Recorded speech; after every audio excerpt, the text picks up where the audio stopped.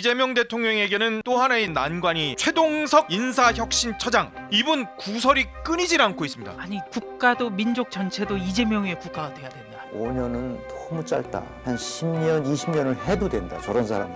이재명 대통령 언급만 나와도 저렇게 눈물이 뚝뚝 흘러요. 예. 박지원 의원도 우리 검증이 잘못되고 있는 것은 사실이다. 결국 낙마를 할까요? 이재명 대통령에게는 또 하나의 내부적으로는 국내 정치적으로는 난관이 이분이 또 문제로 떠올랐습니다. 최동석 인사혁신처장. 이분 구설이 끊이질 않고 있습니다. 야, 아유 참. 이게 근데 다른 사람에 대해서 얘기한 게 아니고요. 네. 지금 현직 대통령 비서실장 그리고 집권 여당의 그리고 저 법무부 장관 후보자 그러니까 이재명 대통령의 과연 그 법무부가 인사관이 아니군요. 윤호중 장관은 네, 행안부 장관이죠. 예, 행안부 장관. 아니 이런 분을 인사혁신처장으로 기용했다는 게 이게 어떤 시그널인지를 저는 모르겠어요. 예. 네. 이분이야말로 인사혁신 대상 아닌가요? 아니 그러니까 지금 그런 네. 상황이 벌어진 거잖아요. 아니 대통령 비서실장인 강훈식 실장을 향해서 정치 관둬야 된다. 윤호중 행안부 장관에 대해서 무능하다.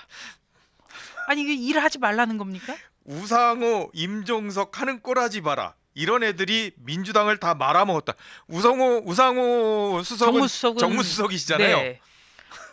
그러면 이거를 누구랑 지금 저기 이재명 대통령이 어떻게 일을 해야 되죠? 야, 물론 2022년 당시에 얘기긴 합니다만은 그런데 그게 변하겠어요? 또 이런 얘기들을 한 분을 이렇게 예. 중용을 했다. 이게 무슨 생각을 가지고 중용을 했을까? 근데 이제 이분이 예. 중용된 이유는 알 것 같아요. 아 그래요? 이재명 대통령 정말 하늘이 내려서 이분이 20년, 50년 정치해야 된다는 거 아니에요. 집권을. 그런 거죠. 5년만 해서는 안 된다. 맞아요. 예. 그러니까 모든 사람이요. 아부를 하면 좋아하죠. 근데 아니 그래도요. 이거는 정도가 너무 심하잖아요. 이재명 대통령에 대해서는 극찬을 했지만 그리고 또 더불어민주당 내부에는 이른바 친문계 인사들이 많잖아요. 아직 엄청나게 네, 많죠. 문재인 대통령 때 경력이 다져졌기 때문에 지금 이재명 대통령 옆에 있는 분들이 많은데 예. 뭐 문재인 대통령 마이너스 70점이라고 그랬죠. 이게 점수 맞아요. 점수 네. 매긴 게 있는데요. 이 점수를 어떻게 계산했는지도 잘 모르겠어요. 저는. 이 점수를 자기가 만들었더라고요. 이게 네. 나름대로 이분이 인사 전문가시긴 해요. 인사 전문가라서 본인이 만든 그게 있더라고요. 그게 있어서 근데 그렇게 문재인 전 대통령과 문재인 대통령과 함께 호흡을 맞췄던 분들을 이렇게 싸잡아서 비난을 한다면 더불어민주당 내부의 균열일 수밖에 없잖아요. 윤건영 의원도 화났어요. 그래가지고 그분이 이제 그래서 윤건영 의원이 과연 친문이니까 이재명 대통령이 왜 이분을 이렇게 중용하고 발탁을 했을까 저는 참 의아해요. 이 분란은 이거는 뭐 누구나 저기 뭐 특별한 전망이 뭐 분석이 필요가 없을 정도로 시끄러울 수밖에 없잖아요. 이거는 지금 제2의 그래가지고 이 그 비서관 있지 않습니까? 대통령실 이 통합비서관 그분 낙마했잖아요.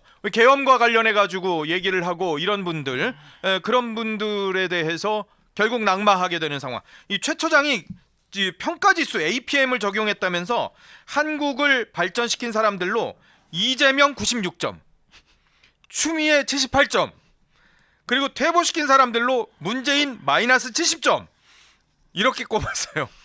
본인이 만든 그 평가 지수가 그러니까 있었답니다. 제가 궁금한 게요. 네. 언론 보도를 아무리 봐도 이 평가 지수가 어떤 기준을 가지고 몇 점씩 부여했는지가 되게 궁금하더라고요. 예, 네? 굉장히요. 예. 어떻게 보면은 이재명 대통령 이재명 96점, 대통령이 추미애 96점이 78점. 어떻게 나왔을까? 반면에 78점인 추미애 의원보다 문재인 전 대통령은 마이너스 70점. 아니 그리고 뭐 국가도 민족 전체도 이재명의 국가가 돼야 된다. 아니 무슨 조선시대 때도 아마 이런 얘기를 안 했을 것 같거든요. 종교 지도자에도 비유하셨어요. 뭐라 그러셨냐면요. 민족의 커다란 축복 이런 표현을 쓰셨어요. 헌법을 고쳐서라도 임기를 길게 했으면 좋겠다. 5년이 너무 짧다. 10년과 20년을 해도 될 사람이다. 대장동 사건은 이재명의 천재성을 보여준 것이다. 국가도 민족 전체가 이재명의 국가가 돼야 된다. 이런 말씀을 하셨다고 하네요. 그러니까 이재명 대통령을 예수에 비유해서 막 얘기를 하잖아요. 그러니까요. 아유, 이게 인사혁신처장인지 이게 아첨혁신처장인지 모르겠다. 야. 국민의힘에서는 그렇게밖에 지금 그렇게 지금 논평을 할 수가 논평을 내고 없죠. 있어요, 네. 사실. 이게 아부와 아첨의 단계가 굉장히 업그레이드된 거예요. 아, 업그레이드 된 네. 겁니까? 아니 어떻게 하면 대통령을 예수에 비유하면서 민족 전체가 이재명의 국가가 돼야 된다. 어떻게 이런 발언을 할 수가 있습니까? 한번 화면으로 네. 직접 보여드려야 될 것 같아요. 찾아 놓으셨나요? 예, 저희가 찾아놨어요. 한번 보실까요? 비가 너무 많이 오네요. 진짜 대한민국을 반드시 만들어서 보답하겠습니다. 저 장면을 보면서 나는 무슨 생각을 했냐면 한국이 이제 위대한 국가가 될 수 있다 이렇게 생각했죠. 5년은 너무 짧다. 한 10년, 20년을 해도 된다. 저런 사람은. 그런 생각이 들었죠. 다시 저 영상을 보면서 우리 최 박사님께서 이제 결국 걸성걸성하던 눈물이 이제 흘러 내렸는데 최 박사님은 왜 저런 이제 장면을 보고 눈물이 날 정도로 국민들의 이 잠재력이 발현되지 못하고 막 얽히고 설켜서 지금 엉망진창이 됐잖아요. 엉망진창이 됐죠. 그러니까 노무현이 하고 싶었던 게 이런 거였거든요. 네. 근데 이걸 못했잖아요. 예. 노무현은 그 조선 건국 이래 600년의 역사, 그 예. 청산대일 역사, 이 비리와 불법으로 얼룩진 한국사를 청산해야 된다고 얘기했잖아요. 막 피를 토하면서 얘기했잖아요. 근데 그거를 이재명이 그걸 하려고 하는 거죠. 네. 이재명 대통령 언급만 나와도 저렇게 눈물이 눈물이 뚝뚝 흘러요. 예.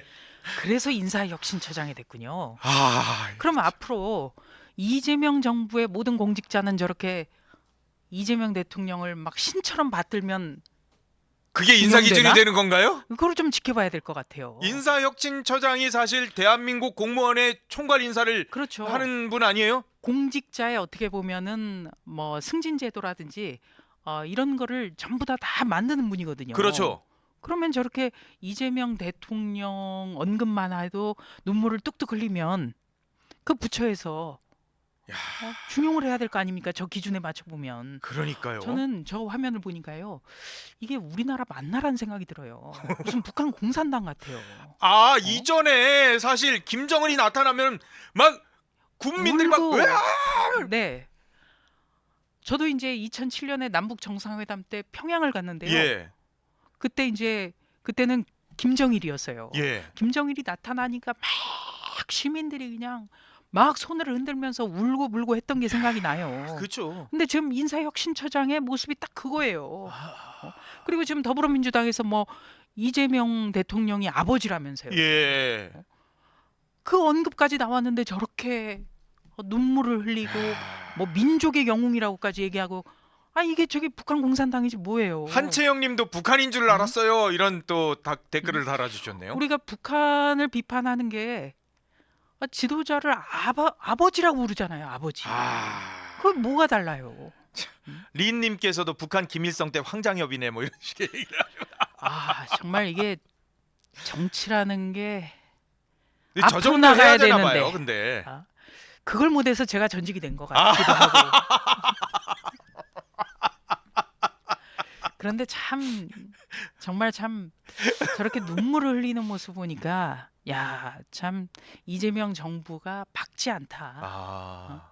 앞으로 저분이 인사 문제에 대해서 어떤 기준과 원칙을 만든 분 아니겠어요? 그런 거죠. 네. 공직사회 기준이 되고 버리는 그런 상황이 그리고 되는데. 또 이재명 대통령이 계속 저분과 함께 갈 것 아닙니까? 그렇죠.